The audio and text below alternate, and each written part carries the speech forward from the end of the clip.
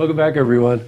I think I met my guest a couple of years ago, and I have a very clear memory of interviewing John, and afterward thinking to myself, very thoughtful, very considerate person, and considering what he does for a living, what nice attributes for someone who runs Hudson Headwaters Health Network. And we got some changes afoot, so we invited John back again so we could talk about those changes and a little bit about canoeing, as a matter of fact. So welcome. This is Dr. John Rugge, who is the CEO of Hudson Headwaters Health Network, the official title, or Hudson Headwaters to all of us, right? You got it. Yeah, welcome back, John. Thank you. We announced last week some changing of the guard, actually expanding the senior management team Exactly. at Hudson Headwater. New title for you, new CEO coming in, and a couple of changes there. What precipitated the changes? It's been a long time. Yeah. And over the years, have brought in some really strong next generation people. And one of them, Tucker Slingerland, has been proven himself more than ready to take on the responsibility of running the shop, and decided this is a fit time. Yeah, right. Got you. Yeah, it's funny how you know when it's time, right? Yeah, Yeah. I mean, and you know it not in isolation, but knowing all the people around you and what they're doing and how it's going and when it feels right. And just to give you some of the background here, Dr. Rugge was telling me that it was early 1970s. Doctor has a love of canoeing and was in the area and noticed that the doctor in the village was no longer available to the people there, right? Yeah, actually, I was finishing a book in the perfect spot, Sodom, New York. Not everybody knows where Sodom is, but it's 15 miles or so away from Chestertown, where there were 3 physicians, all of whom that summer decided to leave town and go elsewhere. So this town was looking for a physician, and knowing that I would never see a canoe again, was not about to try solo practice in a small Adirondack village.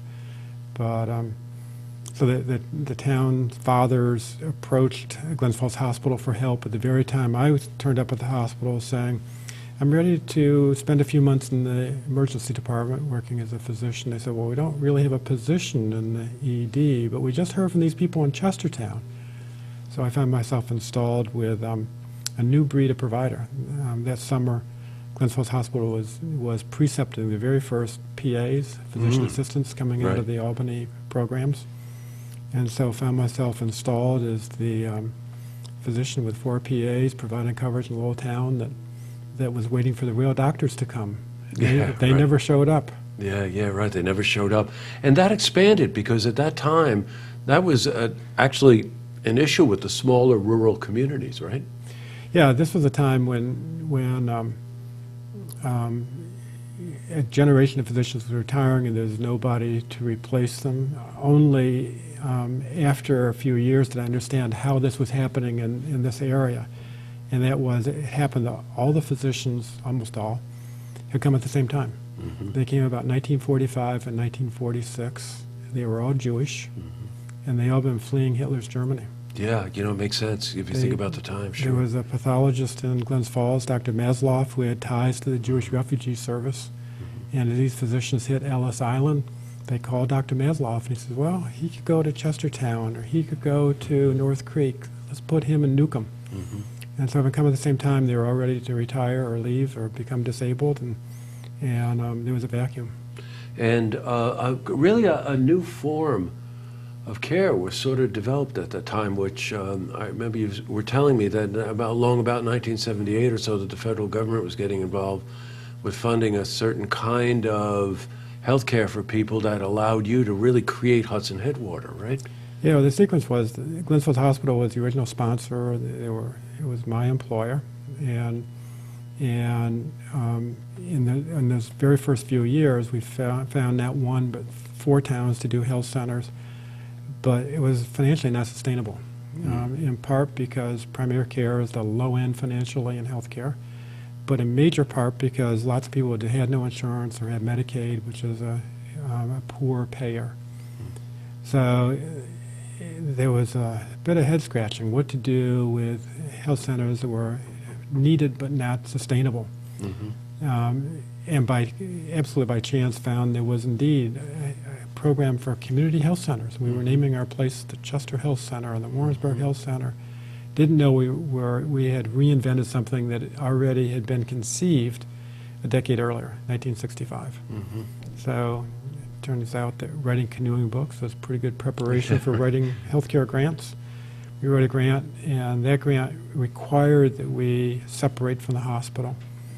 Hence the name Hudson Headwaters Health Network. Some canoeist came up with that's this right. this idea for a name, and we started afresh. Doctor, I really want to get a handle on what you think about the current state of affairs. It obviously healthcare issues hit the news every single day. When I was talking to the doctor before, you know, there's that question that always comes out. I don't care what side you're on, and I don't not mean to ask you anything controversial, but you know, what are the rights that an individual has, and what are the responsibilities that an individual has?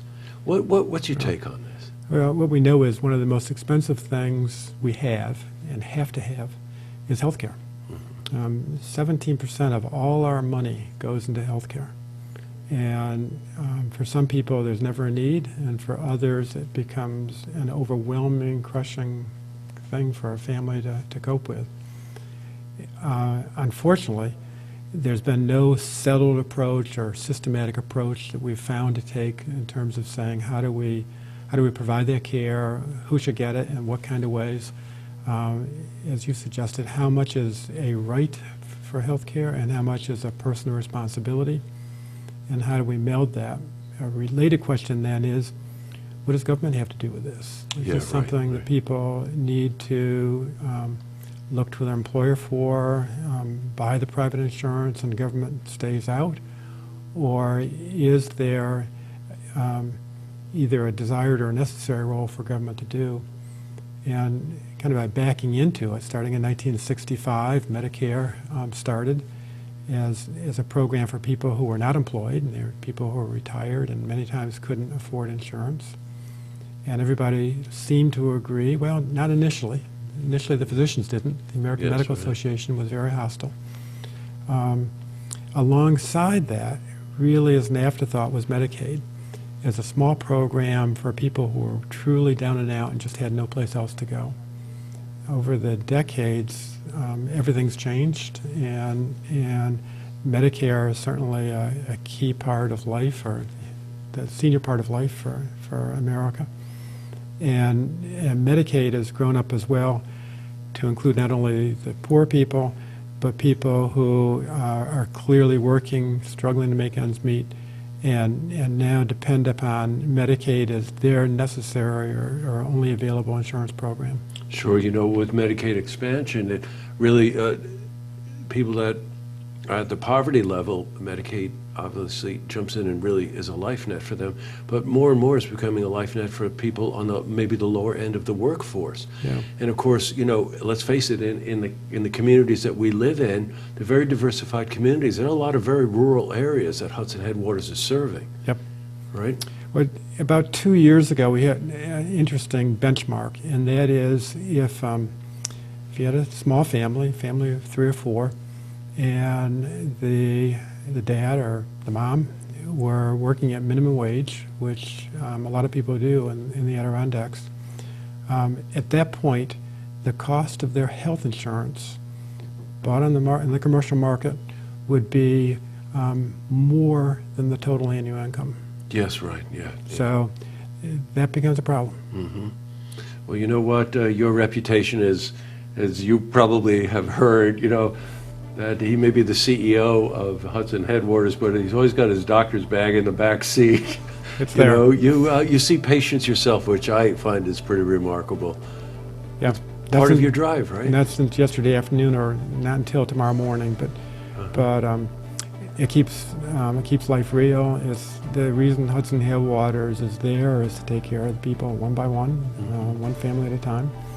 And doing that is the key important activity. Yeah, right. Well, and now you know why I said thoughtful and and consider it. So I guess you're the chairman in training now, right? That's what I call myself. Yeah. I'm trying to learn this new job. You could be a big power broker now, John. I don't know, what are you going to do? So speaking of what you're going to do, any canoeing in the future as you start to think about those things? I never gave it up, but there could be a little more in the future than there's been the last few years. Well, I look forward to continuing our conversation and learning more about you and Hudson Headwaters, and thank you. Thank you for very coming much. in. Congratulations. Nice to be here. Thank you. Yes, you're quite welcome. To see this interview again, you can head to our website, looktvonline.com.